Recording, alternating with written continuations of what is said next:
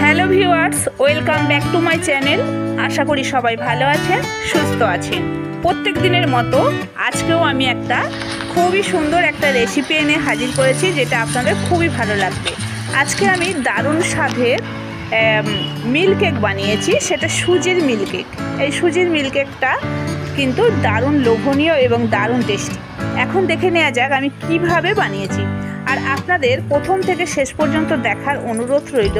আর যদি নতুন বন্ধু হয়ে থাকেন, অবশ্যই যদি দেখে ভালো লাগে তাহলে অবশ্যই আপনাদের অনুরোধ রইল চ্যানেলটা সাবস্ক্রাইব করে নেওয়ার। আর প্লিজ পুরো ভিডিওটা দেখার অনুরোধ রইল।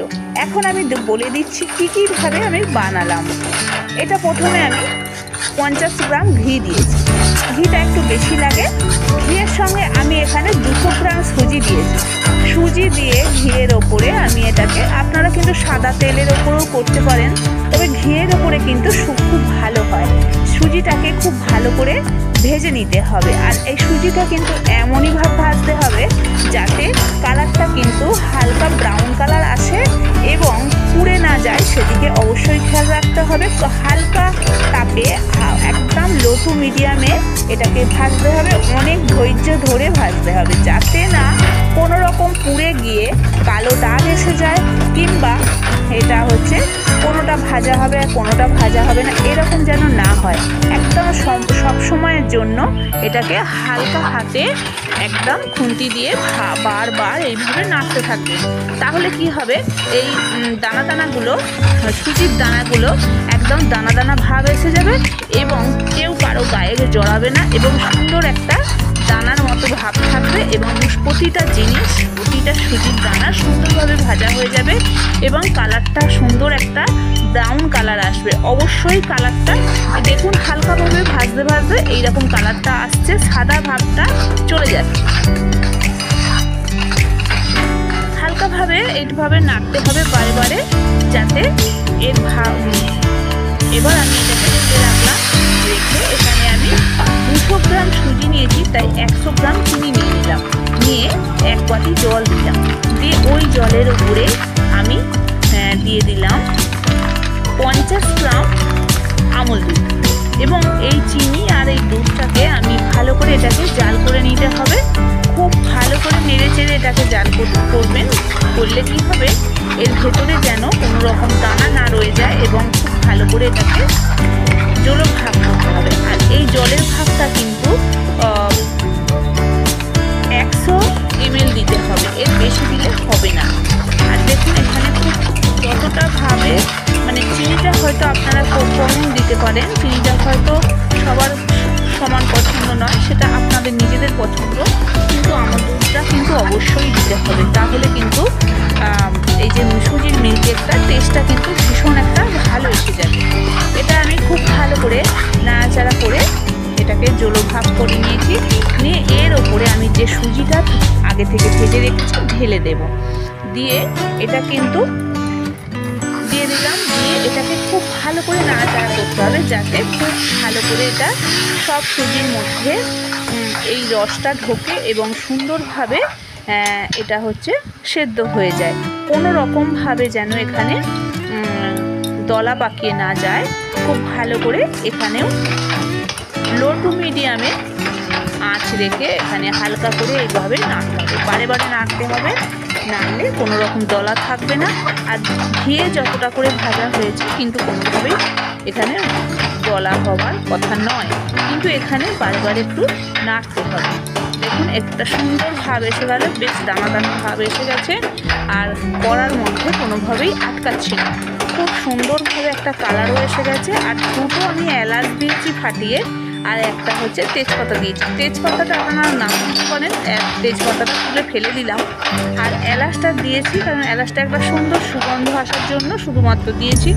আর এখানে এইভাবে বারবার নাড়তে হবে, আর কড়া থেকে যাতে এটা হালকাভাবে উঠে যায়। দেখুন কোনোভাবেই যেন কড়ার গায়ে না লেগে যায়।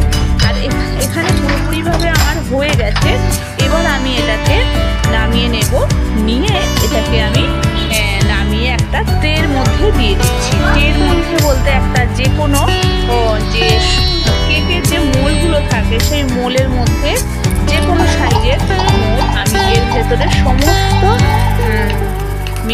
দিয়ে দিয়েছি। দিয়ে এটাকে চেপে যতটা পারবেন খুন্তি দিয়ে চেপে চেপে এটাকে টাইট করে দিতে হবে। কোনো রকম যেন এটা যেন হালকাভাবে না থাকে, কারণ হালকা যদি থাকে তাহলে কি হবে, এখানে পিস কাটতে অসুবিধা হয়ে যাবে। তাই এটা খুব চেপে চেপে একটা আমি এটাকে রেখে দিলাম। দিয়ে এটাকে কিছুক্ষণ ঠান্ডা করতে রেখেছিলাম, একদম গরম অবস্থায় কাটবেন না। আমি কিছুক্ষণ রেখে আবার ফিরে এসেছি।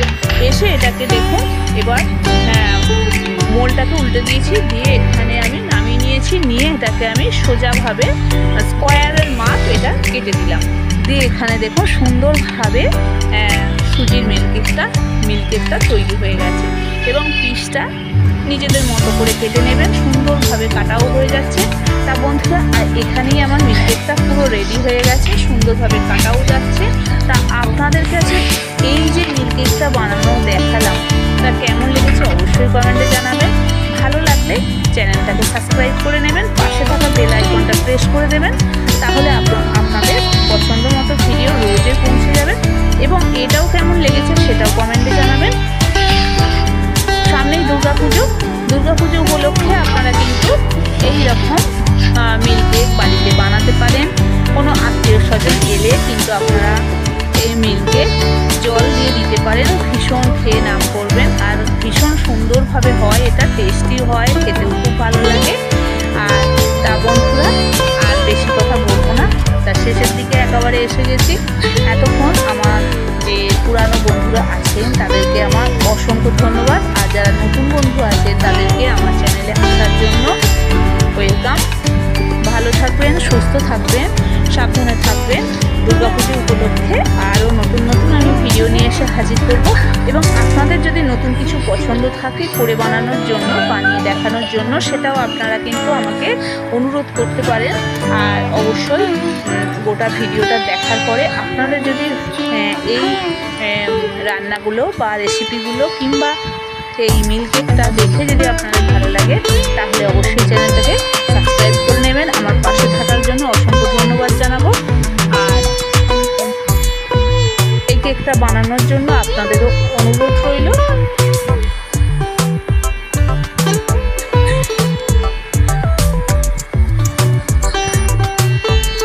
আর একদম ঝরঝরে সুন্দর এই মিল্কেকটা বানানো কিন্তু খুব সহজ এবং কম উপকরণ দিয়ে এটা কিন্তু বানানো যায়। খুবই সুন্দর হয় এবং খুব ভালো হয়। তা আপনারা কিন্তু অবশ্যই বানাবেন। আর বানিয়ে যদি থাকেন অবশ্যই কমেন্টে জানাতে ফোন করবেন না। আর আমার আরেকটা কথা মনে পড়ে গেল, এখন আমার বাচ্চা কিন্তু এই মিল্কেক খেয়ে ভীষণ আনন্দিত হয়েছে, ভীষণ ভালো লেগেছে তার, সে আবারও